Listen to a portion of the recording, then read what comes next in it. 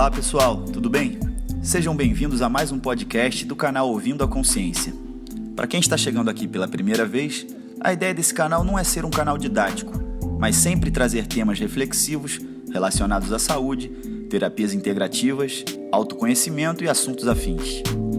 Convidamos sempre profissionais de grande nome em suas respectivas áreas e deixamos com eles o papel de nos fazer refletir. Esperamos que gostem e até o próximo podcast. Um grande abraço.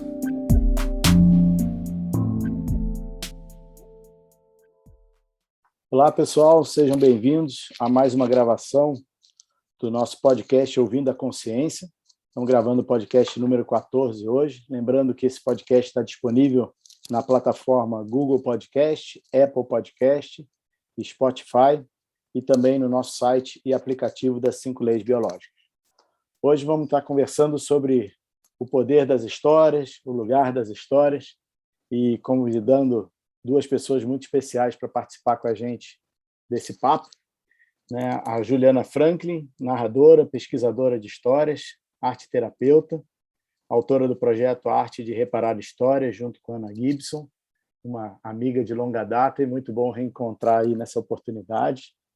E o Ricardo Mendes, arte-terapeuta, facilitador de constelações familiares e xamanismo, oferece workshop de propósito de vida desde 2006, tem mais de 11 turmas de formação em constelação desde 2011, o qual, com muito orgulho, sou discípulo de uma delas, né? E participei da turma 10 do Ricardo, e não participei da turma 9, né, Ricardo?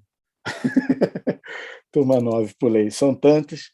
Ricardo também já esteve com a gente aqui outras vezes, o podcast número 5 de Propósito de Vida, podcast 9 também, todo ser vivo carrega em si uma grandeza que precisa ser revelada. Então, muito prazer em ter o Ricardo também novamente com a gente, e vamos botar essa história nossa aqui em dia. O motivo desse convite, a gente vai começar um projeto com narração de histórias, né? E aí a ideia é que, através desse podcast, a gente pudesse introduzir o tema, falar um pouquinho sobre isso. Temos uma expert em contação de histórias, que é a Juliana. Então, Juliana, fala um pouco para a gente aí. E agradecer desde já o quanto você topou esse projeto com a gente, a curadoria, a narração de algumas, vamos ter outros convidados, e um prazerzaço ter você aqui. Oi, André, oi, Ricardo, obrigada pelo convite. Muito feliz de poder trocar sobre as histórias com vocês.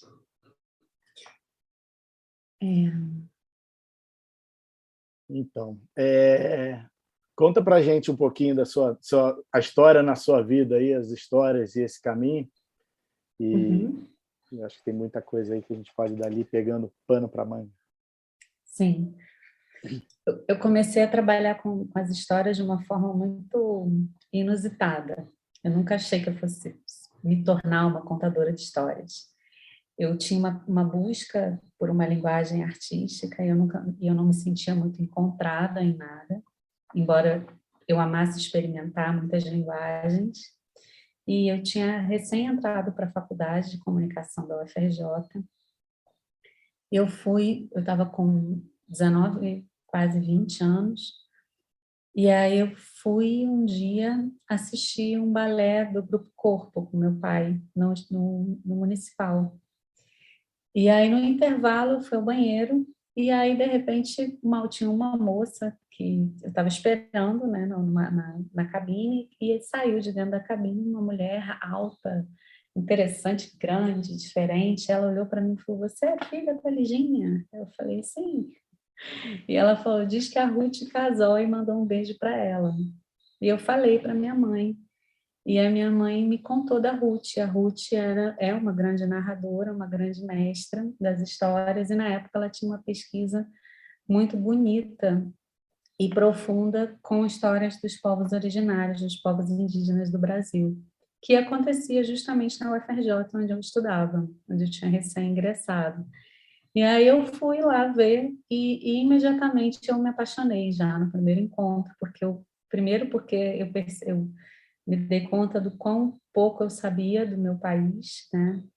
Dos milhares de povos com cada um com as suas especificidades e saberes, das mais de 240 línguas vivas faladas no Brasil, e fiquei muito encantada com as narrativas e com o modo sensível, que não era um antropologuês, assim, mas era uma tentativa de traçar, de fazer relações, de desenhar uma tessitura entre as histórias, os povos e a história de cada um. E eu fiquei muito encantada não só com a linearidade tão diferente das histórias, com o modo como tudo se transformava naquelas narrativas em especial, mas também eu vi a potência das narrativas, a potência criativa da criadora, né, das narrativas, porque eu percebi que era uma maneira das pessoas se narrarem, das pessoas se contarem, delas contarem as próprias histórias de uma maneira diferente, de se curarem também, de alguma maneira, e de fazer uma relação muito bonita entre aquilo que é um relato universal, que é da humanidade, e como que isso conversava com cada um, do macro para o microcosmos, né? Como que isso como que essa linguagem podia ser, como uma linguagem podia ser tão fértil, né? De ser de todos e ao mesmo tempo tocar cada um de uma maneira tão específica, tão especial e diferente. E aí isso foi me apaixonando, e quando eu vi, eu já não podia falar mais de mim sem falar das histórias. Isso me levou para um caminho da arte-terapia e de fazer um trabalho terapêutico com os contos também. Foi assim. Muito legal. Que história, eu não conhecia essa, não. Uhum. Muito bom. E Ricardo também é arte-terapeuta, na sua formação de constelação que eu fiz, também utiliza muitas histórias, os contos, é autor de livros, e queria também ouvir um pouquinho suas histórias com as histórias, Ricardo. Bem-vindo. Obrigado. Obrigado, André, Juliana. Então, eu sou filho de um contador de histórias, né? Meu pai era um homem que contava histórias e eu ouvia aquelas histórias muitas vezes, e quando a história fazia sucesso, a cada vez que ele contava novamente, a história ganhava novas linhas, vamos dizer assim. Então, no meu rigor de filho, eu achava que ele estava mentindo, que ele estava inventando, e até que um dia eu ouvi o Nelson Rodrigues se definindo como um ficcionista. Aí eu falei, ai, que bom, meu pai é um ficcionista. Então, eu me lembro de um aniversário meu aqui em casa, e que, de repente, quando eu me dei conta, estávamos num canto da sala, só os homens, e eu falei, uai, onde é que estão as mulheres todas, né? E a gente foi para uma sala em L, a gente chegou no outro canto da sala, estava meu pai rodeado de todas as mulheres, lendo a mão de uma delas, né? Que ele também tinha essa característica, ele lia a mão. E, então, assim, ele era um super leonino e contador de história. Então, acho que o meu encanto começa daí, né? E no xamanismo também a gente aprende, né? É muito interessante, tem um livro chamado Caminho Quádruplo, da Angela Azarian, com quem eu tive a alegria de poder aprender diretamente, que nesse livro ela conta que, do ponto de vista das culturas antigas, né, tem 4 indicadores sobre a nossa saúde. Então, quando a gente dança, quando a gente canta, quando a gente é capaz de se encantar com uma história e estar bem em silêncio, significa que a gente tem saúde. Quando a gente não consegue alguma dessas, significa que existe uma perda da alma. Então, um dos trabalhos do xamanismo é o resgate da alma, né? Vem daí. É de uma simplicidade, ao mesmo tempo é de uma precisão muito grande, né? Eu vejo no trabalho terapêutico o quanto as histórias ajudam a oferecer espaço para que a gente possa encontrar espaço da nossa humanidade também, e se mover e sair dos lugares já determinados, e, enfim, e ser quem a gente quiser. Só Bom, isso. legal, mais uma história que eu não conhecia, essa do seu pai. Muito bom.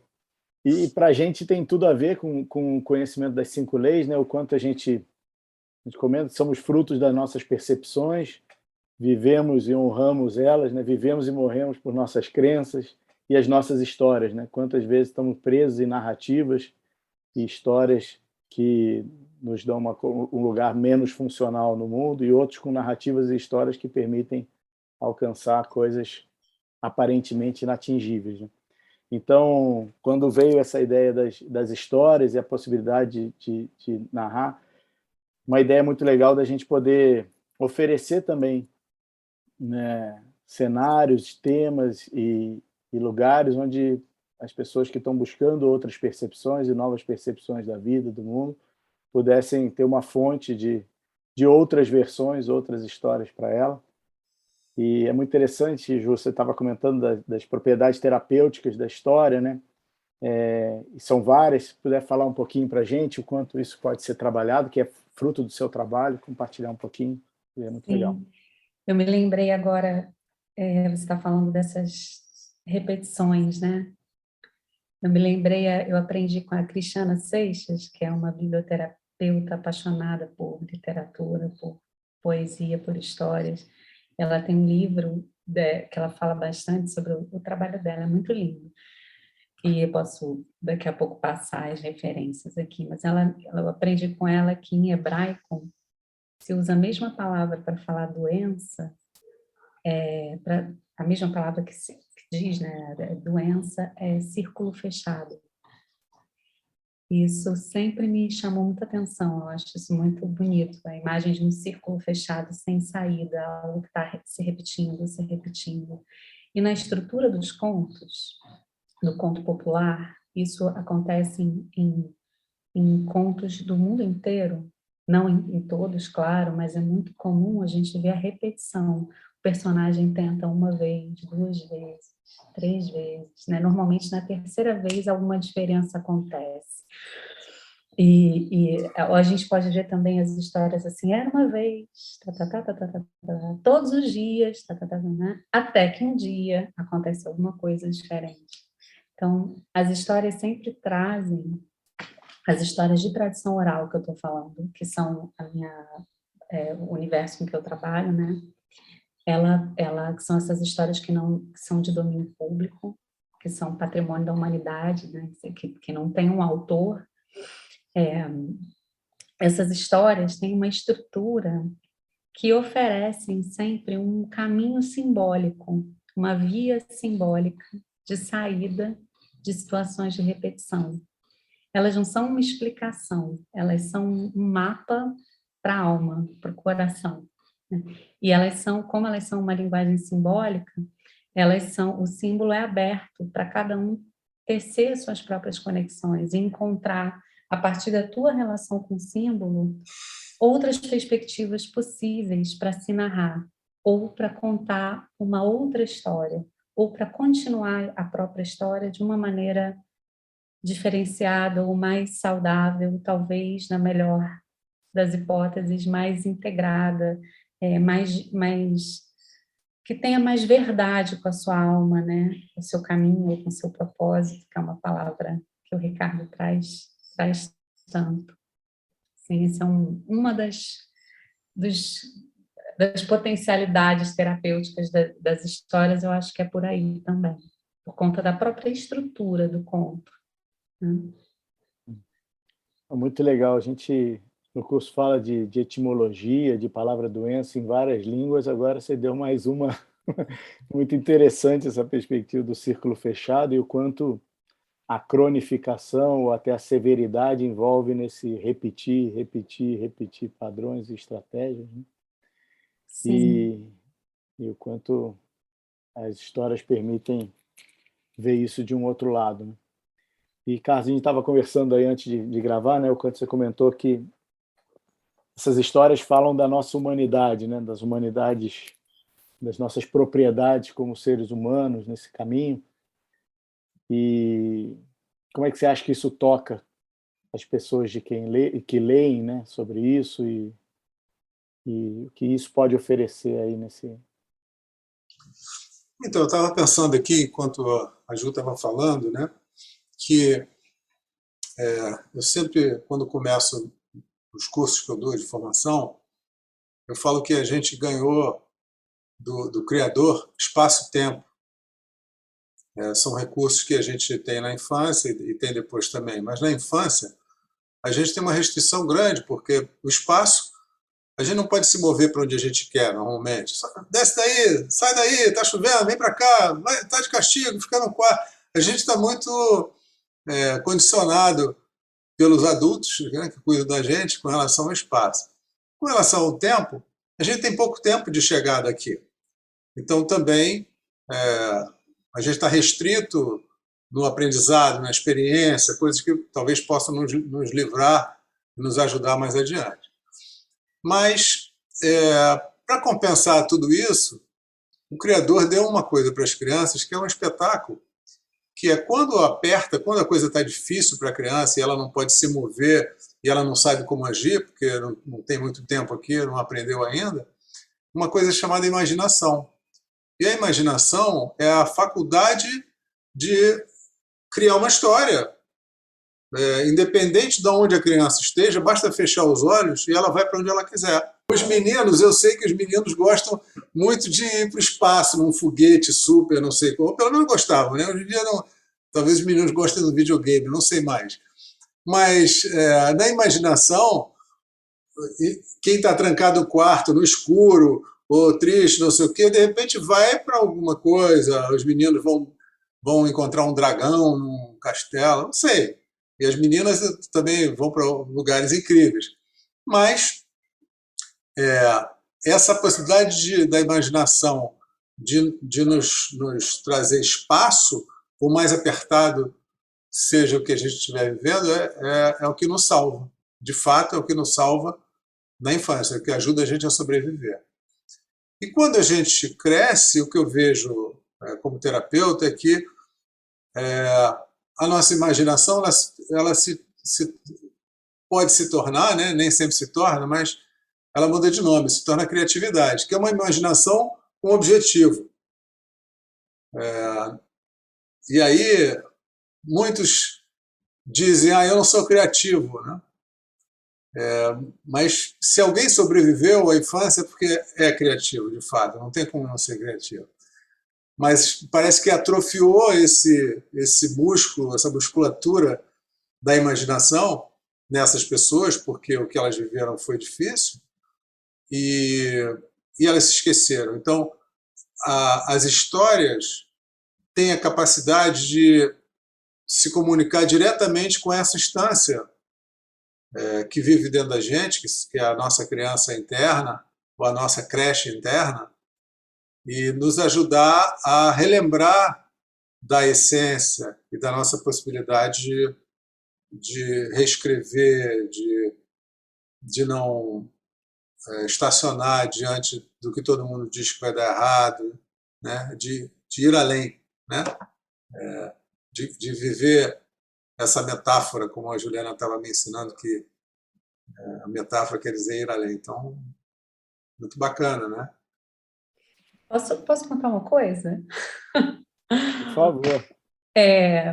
Eu me lembrei aqui com a fala do Ricardo. Hoje de manhã eu estava trabalhando com um grupo com uma história árabe, uma história que eu sou muito apaixonada, que foi apresentada pelo Idris Shah, um grande mestre também das histórias. E essa história se chama O Bolso Mágico. E aí ela começa assim, tem uma princesa chamada Nafisa, que quer dizer pequena alma. E essa princesa é viciada em filhos, completamente viciada em filhos. E então o rei, pai da princesa, promete para aquele que conseguir curar a princesa a mão dela em casamento e mais um reino, caso essa pessoa também, esse homem, seja preparado para isso.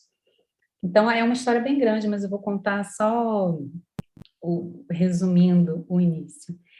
E aí tem 3 irmãos que ficam sabendo disso. Por acaso, no reino deles, era um reino assim que tinha muitos filhos.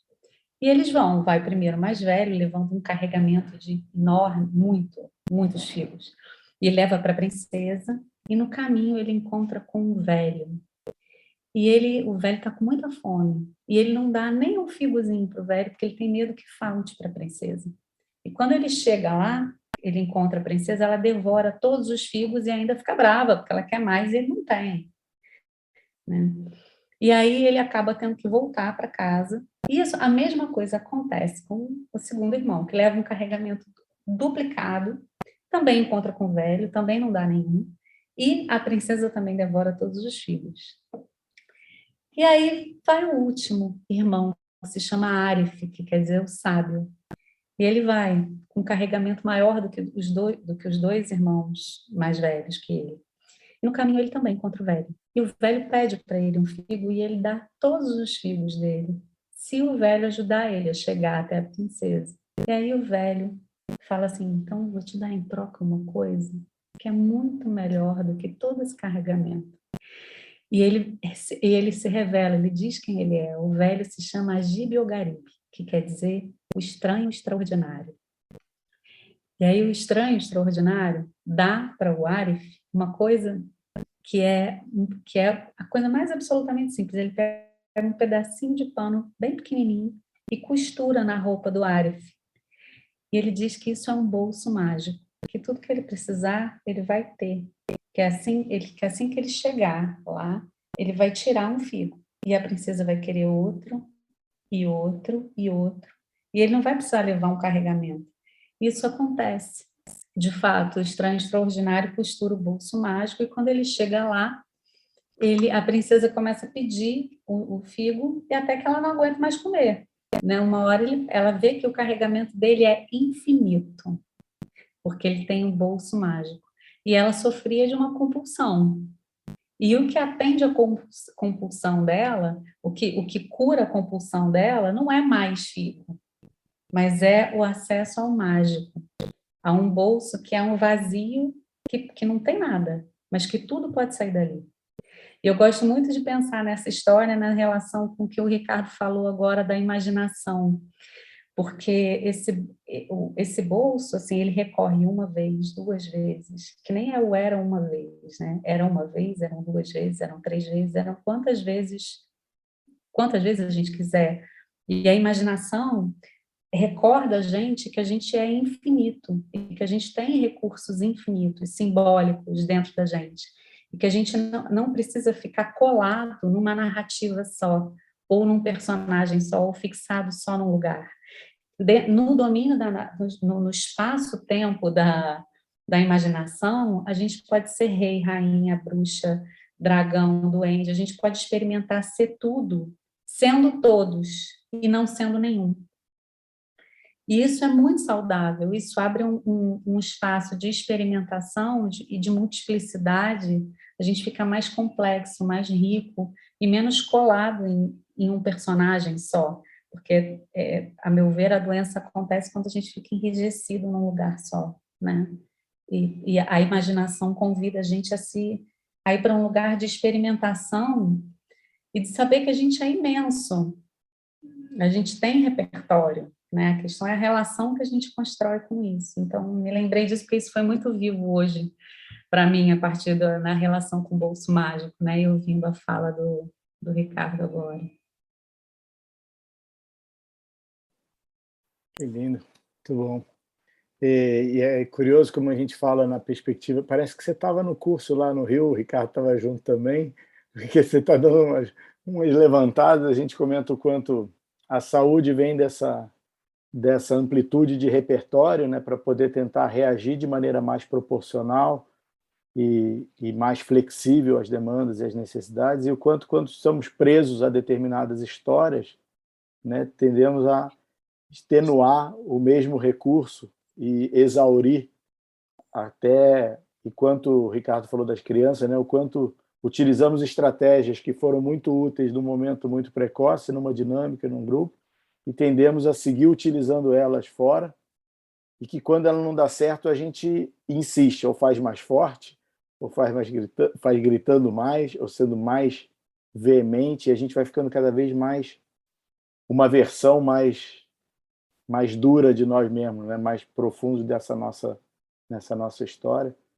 e quanto à possibilidade de ampliar, né? Não é essa história ou a outra, né? E sim essa e a outra e tantas outras facetas que a gente pode colocar nesse caminho, e essas histórias são inspiradoras para isso. Ricardo, falar alguma coisa? Porque você está falando aí, eu estou pensando aqui, né, que a gente cria um vínculo com aquilo que nos salva.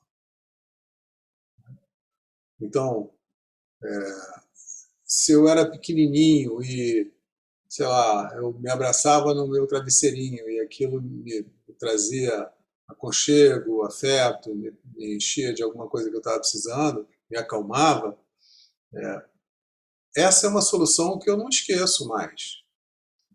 E quando eu me torno adulto, ela vai ser representada de uma outra maneira, né? Talvez não com um travesseirinho, mas também até pode, né? Mas com algo semelhante. E então a nossa criança interna, ela continua imaginando que aquela solução, que foi a única possível, porque ela estava sozinha, talvez estava no quarto, talvez estava com medo, seja a única possibilidade. E a gente se esquece que, como adultos, a gente já ganhou mobilidade no espaço e ganhou experiência no tempo para ir buscar outros recursos, né? Então, muito do trabalho terapêutico é ampliar essa história a partir dos recursos do adulto agora, né? Então, o que só foi possível chegar na sobrevivência da infância a partir daquele mecanismo, hoje em dia tem muitas outras possibilidades. Então, a nossa possibilidade de ampliar essa história e de enriquecê-la com outros recursos é imensa. E, surpreendentemente, muitos de nós não se dão conta disso. É bonito quando a gente vê alguém que foi salvo de alguma maneira na sua infância, poder transformar isso em medicina para os outros, né? Aí já é uma outra coisa. Então, alguém, sei lá, um contador de história que estava numa vida muito apertada, uma criança que estava numa vida muito apertada e foi salvo por uma história, por alguém que contava histórias, ou por uma história especial, e se transforma num contador de história, está cumprindo as duas coisas. Está usando a medicina que aprendeu, mas está usando essa medicina com o objetivo de compartilhar com outros o seu remédio. Então isso já é uma outra categoria que é belíssima, né? Quando eu olho para a Juliana, é isso que eu enxergo. Eu vi a apresentação da Juliana com a Ruth Kazoy lá na escola Waldorf. Belíssima, ela falou da Ruth. Incrível. Eu me lembro até hoje que a gente ouviu uma narração do povo tucano que fala dos homens grávidos. E foi o que te chamou a atenção, os homens grávidos. Era algo que eu queria muito ter ficado. Eu sempre achei uma injustiça os homens. A gravidez até que não invejava muito, não, mas poder dar leite para minha filha, nossa, isso aí eu achava um absurdo, só ficar com a parte de limpar o bumbum e trocar fralda, né? Eu queria aquela parte também do leite, do vínculo ali. Isso me deixava assim. Enfim, acho que não sou só eu, não. Deve ter outros. A gente fica só com o resultado do leite, né, lá na saída, né? Mas a entrada. Mas é interessante como histórias marcam, né? Tanto nesse mundo perceptível, como a história, a Ju até hoje lembra da história que impactou o Ricardo pela história também. E Ju, você separou algumas histórias, né? Fez uma coleção, assim. O que te inspirou nas histórias que você separou? Como é que foi esse trabalho aí? Eu tive a ajuda do Rodrigo, do Antônio, né? Ele me ajudou a me familiarizar também com os princípios, né, das cinco leis, e a gente foi pensando encontrando histórias que têm uma relação poética, bonita, com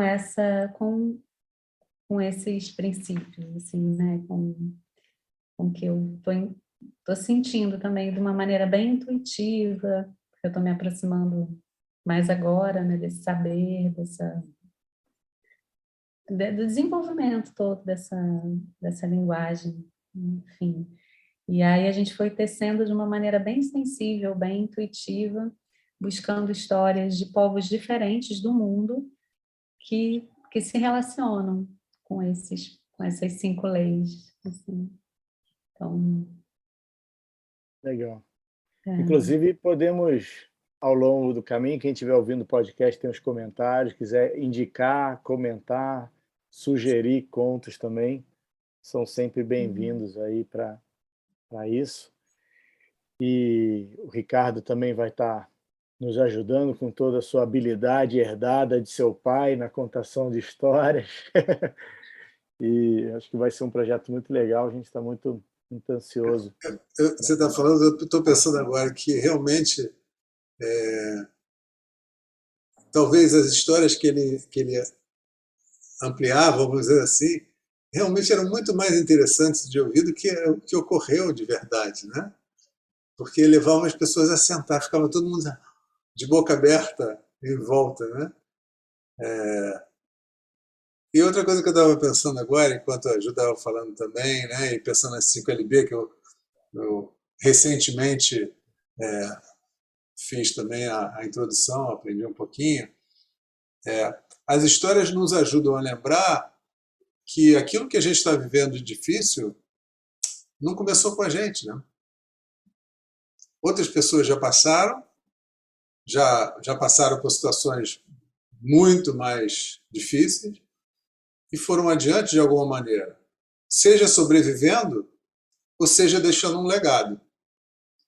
Então, estou pensando aqui que, olhando para as fases que a gente aprende na introdução desse 5LB, talvez seja possível encontrar um momento de entrar com as histórias para amenizar a fase pós, que é a fase onde os sintomas vêm com força, né? Porque dentro da gente tem uma memória arquetípica e as histórias são capazes de reavivar essa memória. Então, é como se elas pudessem dizer para a gente: está tudo bem, não é a primeira vez, não vai ser a última, e está tudo certo. Né? O Joseph Campbell fala muito isso, aquele mitólogo maravilhoso. Ele fala muito isso, ele fala assim, ó, se você está se sentindo sozinho, vai ouvir uma história, porque você vai ver que outras pessoas já passaram por isso, né? As histórias são traduções simbólicas da experiência humana na Terra, então, de uma maneira arquetípica e poética, elas vão falando de algo que é comum entre todos nós, né? Dos ritos, das passagens, de tudo que a gente atravessa. Então, e ela nos oferece o capítulo seguinte, né? Porque quando a gente está metido em algum processo, o que dá angústia é não saber o que vai acontecer depois, né? Como é que algo vai se transformar, de onde que vai vir uma força que vai nos ajudar a sair dali e encontrar. Então, no processo terapêutico também, quando alguém está muito amarrado em contar a sua desgraça, tem um momento que é bom perguntar assim, quando está contando a história, né? Sua história pregressa, quando é que você percebeu que você estava conseguindo sair disso? Porque ajuda a pessoa a lembrar de que houve um turning point ali, né? E se conectar com esse turning point, não com a história enorme, aquela história aquela desgraceira toda, né? Então, uma história ela é capaz de nos fazer relembrar que tem um começo, tem um meio, tem um desdobramento e tem outras possibilidades também. Sempre chega o até que um dia, né? Porque sempre tem um dia nas histórias. Sempre tem um dia em que alguma coisa acontece que vira a chave, né?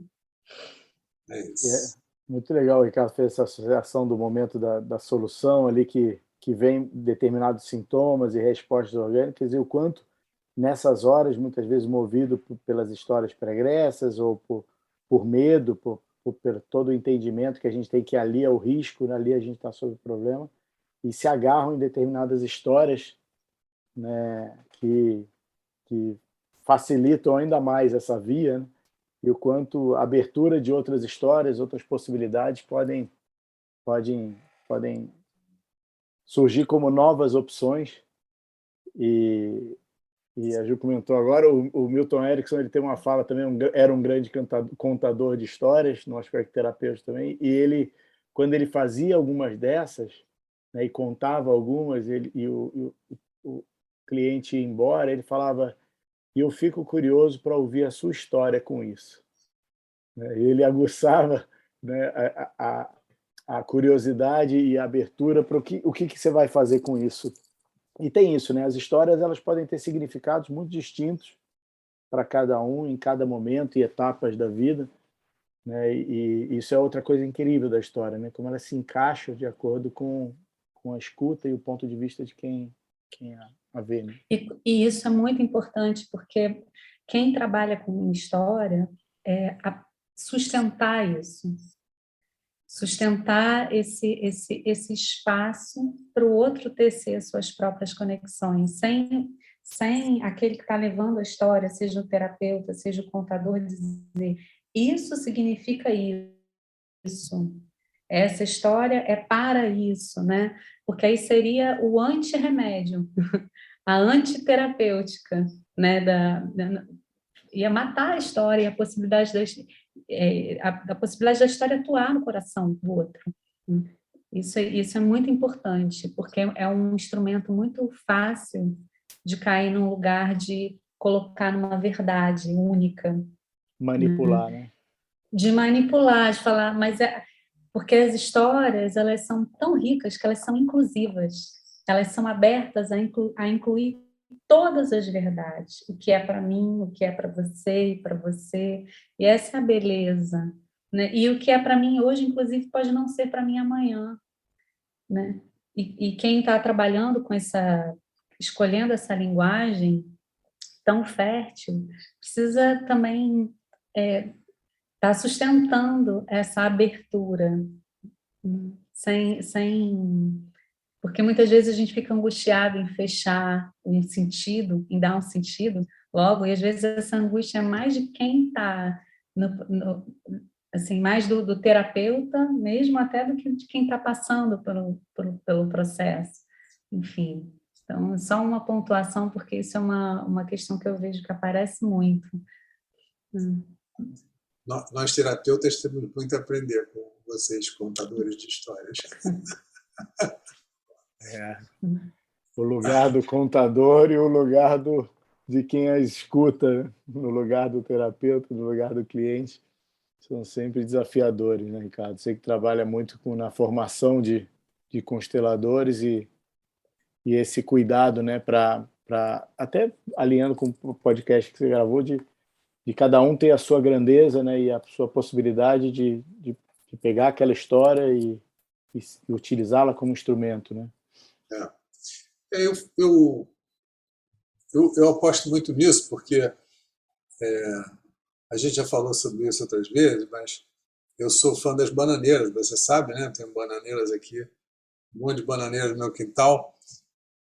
E as bananeiras, como outros seres da natureza também, do reino mineral também, enfim, outros do reino vegetal, do reino animal também, eles cumprem o seu destino. Isso é de uma beleza incrível.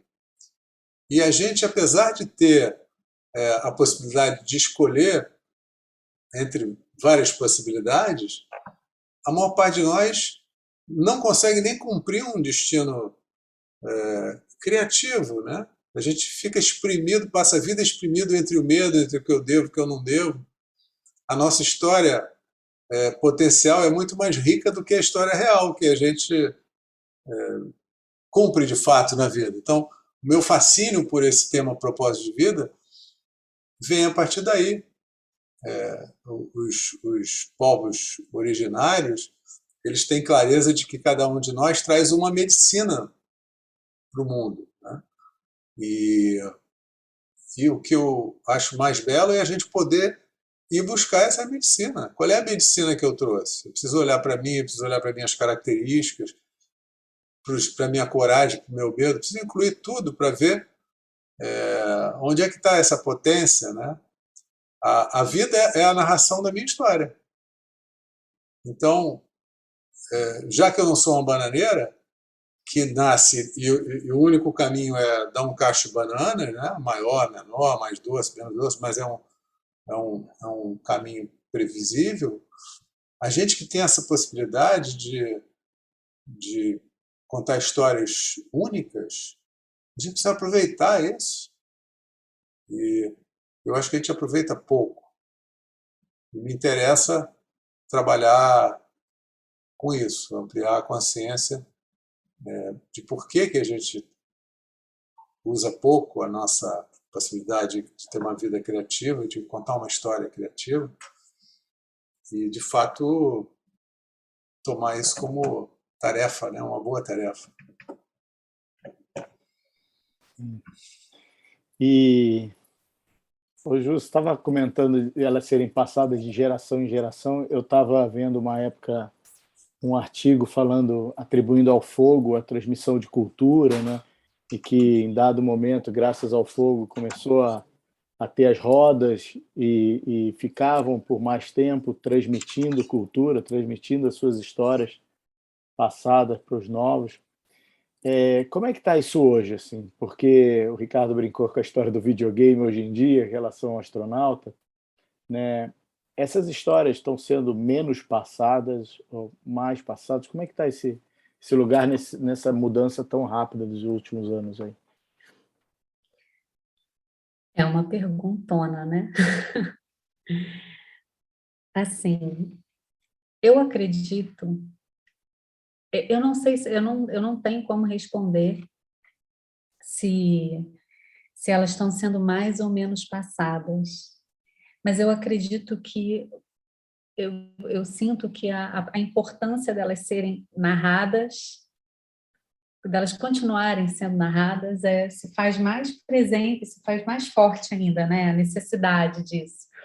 Porque por exemplo, como você falou da questão você falou dos videogames, né? Ou daquilo que é muito, a gente está num mundo de muita visualidade. E quando a gente conta e ouve história, a gente tem uma relação de proximidade, de humanidade, de encontro, que tem uma qualidade muito especial de encontro. E a gente cria as próprias imagens. Isso é totalmente diferente de você receber as imagens. E eu sinto também que as histórias são tão poderosas e que elas trazem temas tão arquetípicos que elas continuam dando jeito de acontecer. Então, mesmo nos videogames, você vê motivos das histórias ali dentro, de algumas narrativas, né? As brechas que o Simas fala, né? A cultura das brechas, a história também encontra, os temas das histórias também acabam encontrando brecha para continuar sendo contado. Tem uma história vocês já viram aquele filme O Mundo Imaginário do Dr. Parnassus? Vocês já viram? Eu não vi, não. Tem uma coisa que eu gosto, uma imagem que eu gosto muito, que tem um monge, que é o Dr. Parnassus, ele é um mágico, ele medita e tal, e ele vem, se eu não me engano, ele vem de um lugar, parece que é o Tibete, alguma coisa assim, e aí o diabo ameaça ele e fala assim: eu vou fazer todos aqueles monges se calarem, porque os monges estão contando a história do universo. E o Dr. Parnassus sabe que é a narração dos monges contando a história do universo que faz o mundo girar. E quando eles se calarem, o mundo acaba. E aí o diabo fica ameaçando e, de repente, o diabo tampa a boca, ele fecha a boca dos monges, e os monges se calam. Só que o mundo não acaba. E aí o Dr. Parnassus se dá conta do que acontece, ele começa a rir da cara do diabo e fala: é porque em algum outro lugar tem alguém contando uma história. Então, eu acredito muito nisso, que sempre tem em algum lugar alguém contando uma história. E mesmo nos lugares mais inusitados ou mais padronizados, os motivos da história encontram alguma forma de entrar e de penetrar. Então, eu acho que elas continuam sendo contadas, sim. E tem alguns narradores, educadores, terapeutas e tudo, pelo mundo afora, que fazem esse trabalho de sustentar essas narrativas no que pode ser mais próximo, em contextos que podem ser mais próximos desses da fogueira, da noite, que você falou. Uhum. Bom, legal. A gente estava falando antes daqui do projeto Arte de Reparar Histórias, o Ricardo estava comentando também, o quanto esse nome é rico, né? Sim. E terapeuticamente não deixa de ser, né? A gente tem a possibilidade de reparar as nossas histórias ao longo do nosso caminho, do nosso desenvolvimento, e é um pouco da oportunidade que, ao ouvir novas histórias, nos encantem para a possibilidade de reparações das nossas próprias histórias. Conta um pouco da história, da escolha desse nome, desse caminho, desse projeto que você tem com a Ana Gibbs. Então, eu estava com a Ana, eu conheci a Ana na Roda de Histórias Indígenas, né? Há 20 anos atrás. E aí, há coisa de 7 anos atrás, eu estava com a Ana na casa dela, pertinho do Ricardo, e a gente estava querendo fazer algum trabalho, porque nós duas somos muito apaixonadas pela força terapêutica das histórias. E a gente estava conversando, o que a gente vai fazer e tal. Aí eu falei, Ana, soltou um botão da minha blusa, você tem linha, agulha? E a gente conversando. Aí quando eu vi, a gente estava conversando sobre isso, eu estava reparando, fazendo um reparo, né, na blusa, com o botão. E ela me ajudando a fazer o reparo. Nós duas juntas reparando uma coisa. E aí a gente falou, nossa, reparar, a gente está reparando, né? E aí veio daí, porque reparar tem muitos sentidos, tem esse sentido do olhar de novo, de parar, a gente pode até brincar com isso, do reparar, do parar mais uma vez, do olhar de novo, do conserto, do cuidado. Eu acho que o olhar do cuidado é o que eu mais gosto, porque ele ampara todos esses, assim, é um cuidado com a história, com a minha história, porque toda vez que eu escolho uma história para contar, ou que eu me mobilizo por uma história que eu escuto, é porque, de alguma maneira, essa história está contando a minha história, essa história está me narrando. Eu estou me narrando através dela, e ela está me curando de alguma forma, né? Então, o reparar em várias dobras, né? Eu adoro essa palavra. E tem muitas histórias brasileiras do interior, tem uma que eu amo, que se chama Espelho Mágico, que ele fala assim, bota reparo nisso. Aí é um momento de botar reparo. Tem essa expressão no interior do Brasil, que é a coisa mais linda, né? Botar reparo. A palavra respeito também, a origem da palavra respeito em latim é olhar outra vez. Bonito. O Ricardo, no percurso dele nas 11 turmas, também ajudou muito a costurar botões, aí, a reparar histórias, né, Ricardo? E esse caminho do propósito também tem tudo a ver com isso, né? Nas turmas, o que eu percebi é que eu, quando comecei a dar formação, eu tinha me formado em constelação 4 anos antes, né? E era uma responsabilidade, eu queria fazer da melhor maneira e abri uma turma exclusiva para terapeutas, psicólogos, né? E fiquei alguns anos, então, trabalhando muito conteúdo, com essa preocupação do conteúdo, até que eu comecei a perceber que algumas pessoas, espontaneamente, passaram por um processo de transformação pessoal incrível, né? Eu sempre cito uma que, né, no primeiro módulo, ela perguntava tudo da cabeça e queria saber, mas por quê, mas por quê, mas por quê? E no último módulo, ela estava com a peninha já na orelha, mudou de emprego, fazendo outras coisas. Então, era outra pessoa completamente diferente. E eu pensava assim, gente, como é que eu não tive intenção nenhuma e ela conseguiu fazer uma transformação tão profunda, né? E a partir da quinta turma eu comecei a chamar de transformação, não de formação mais, porque aí eu passei a colocar uma intenção de apoiar quem quisesse, né, nesse processo de transformação pessoal, de recontar a sua lenda pessoal, de reescrever a sua lenda pessoal. Né? Vocês estavam falando aí, eu estava pensando que a questão da reparação ela precisa ser entendida porque quando a gente se queixa, e a gente se queixa da história, do que aconteceu, não tem como mudar os fatos, né? Mas tem como a gente olhar aquilo tudo de uma perspectiva diferente. E reparar uma história, né, do ponto de vista cronológico, é olhar a partir de uma nova perspectiva. Então, também é um projeto que é um dos projetos que está na minha gaveta aqui, vou dar um spoiler aqui, né, não sei se é uma novidade, mas para mim é contar uma história dessas histórias conhecidas de outros pontos de vista. Eu comecei fazendo isso, já fiz com a história do Lobo Mau, do Chapeuzinho Vermelho. Né? Então, num trabalho recente, eu reescrevi a história do ponto de vista do Lobo Mau, do ponto de vista do caçador, do ponto de vista da mãe da Chapeuzinho, o que aconteceu.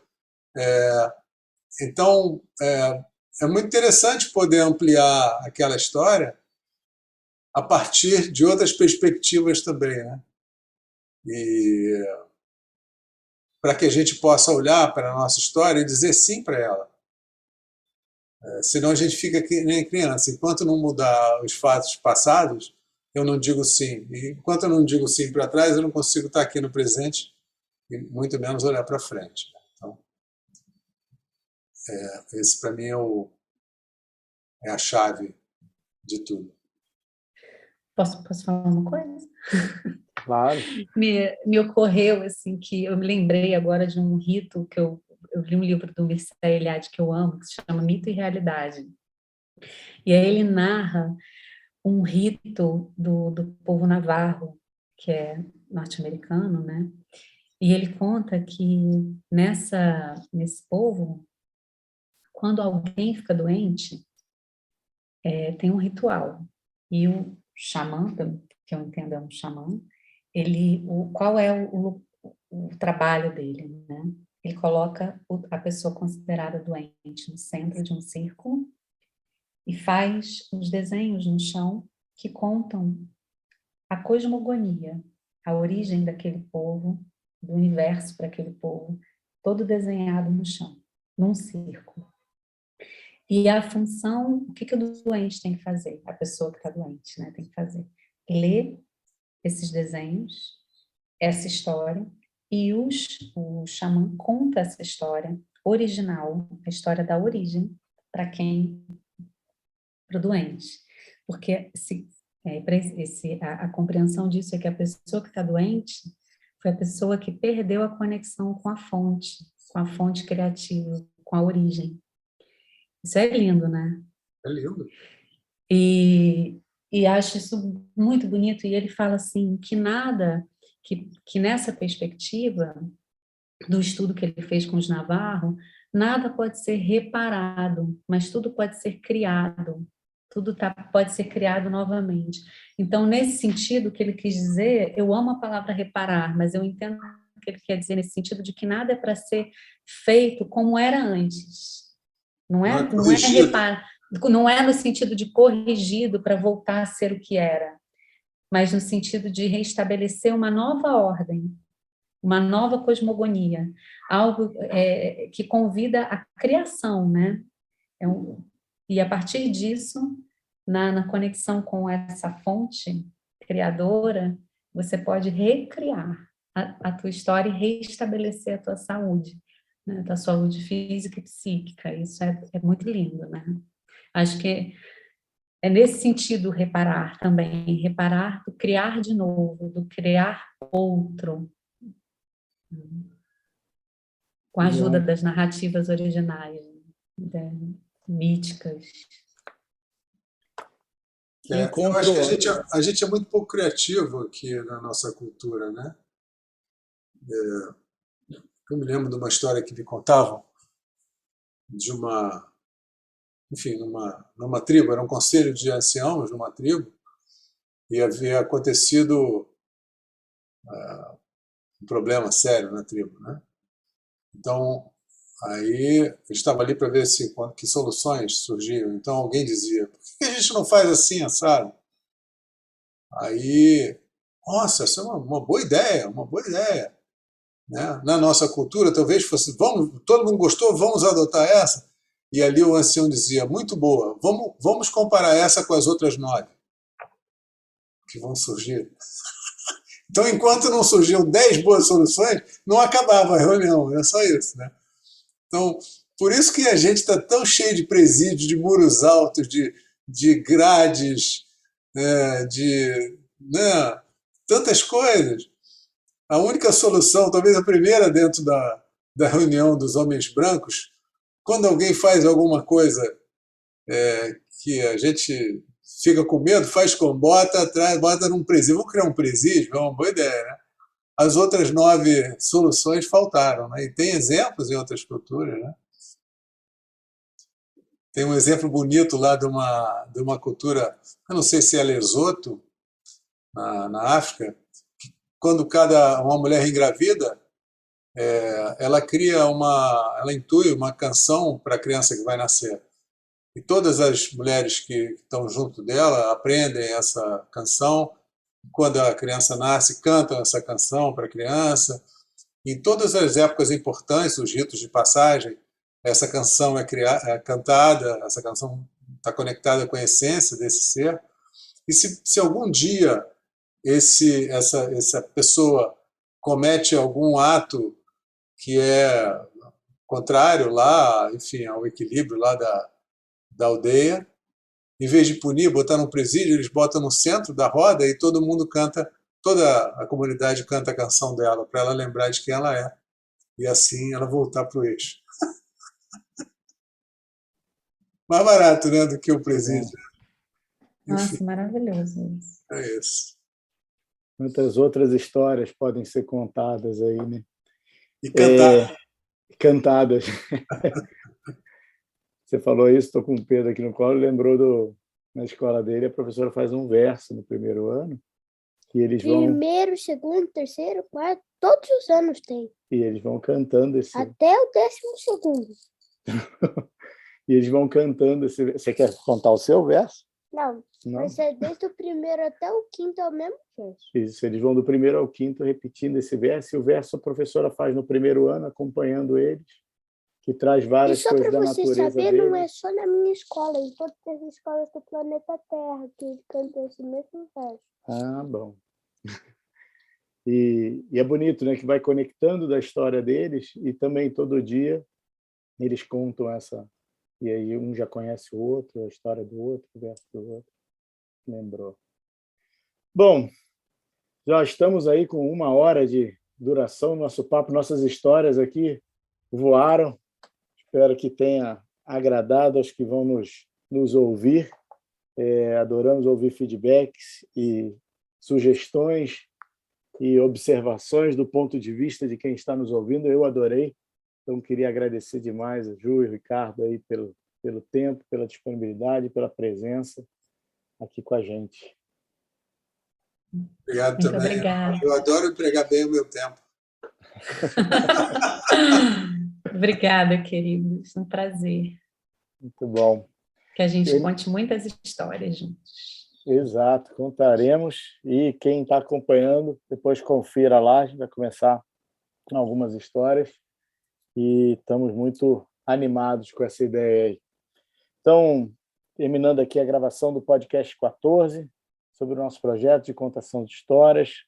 Estava com a Juliana Franklin, narradora, pesquisadora de histórias, arte-terapeuta e autora do projeto A Arte de Reparar Histórias, junto com a Ana Gibson. E com o Ricardo Mendes, arte-terapeuta, facilitador de constelações familiares, xamanismo. Desde 2006 oferece workshop na área de propósito de vida e tem mais de 11 turmas de constelação familiar desde 2011. 2 podcasts com a gente, podcast 5 e 9. Autor de Mais Amor, Menos Medo. Quantas coisas. Então, muito bom ter vocês por aí. A quem assistiu, agradeço a audiência até esse momento.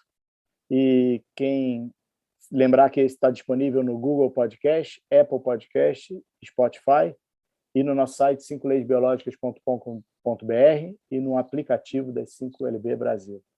Obrigado, pessoal, e até uma próxima história aí. Valeu.